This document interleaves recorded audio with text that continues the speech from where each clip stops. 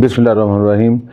آج کی ویڈیو میں ہم بات کریں گے کہ بلی کا راستہ کاٹ جانے سے کیا ہمارے کسی کام میں رکاوٹ ہوتی ہے، یہ حقیقت ہے یا محض باتیں بنی ہوئی ہیں۔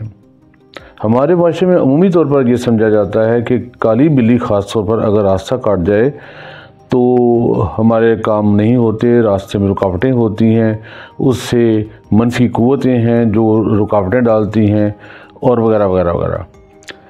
حقیقتاً دوستو اس کا آج ہم تھوڑا پوسٹ مارٹم کرتے ہیں کہ یہ نظریہ اصل میں کہاں سے آیا، کس معاشرے سے آیا اور کیسے آیا، اور اس کا اسلام کے ساتھ بھی کوئی تعلق ہے یا نہیں، یا اسلام اس کے حوالے سے کیا بات کرتا ہے۔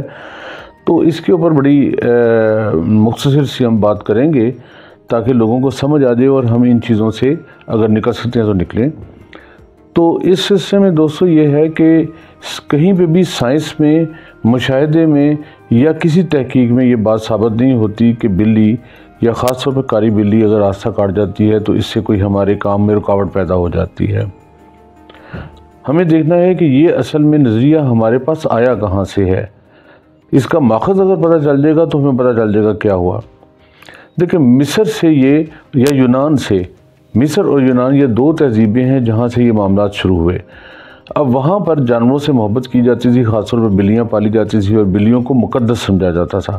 خاص طور پر کالی بلی کو سمجھا جاتا تھا کہ یہ کالی شکتیوں یا کالی طاقتوں یا شیطانی طاقتوں کی یہ ریپرزینٹیٹیو ہے، اس لیے اس کا راستہ کاٹنا سمجھا جاتا تھا کہ یہ کام میں رکاوٹ کا باعث بنتا ہے۔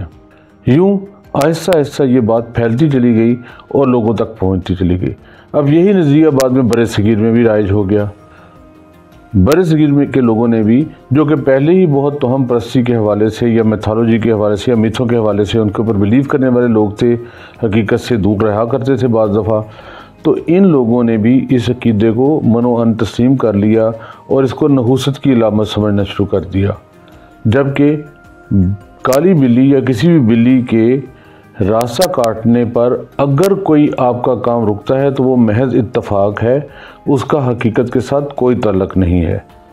اسلام میں اس طرح کی کسی بھی نظریے کی کوئی گنجائش نہیں ہے۔ رسول پاک صلی اللہ علیہ وسلم نے بھی بدشگونی سے منع فرمایا ہے۔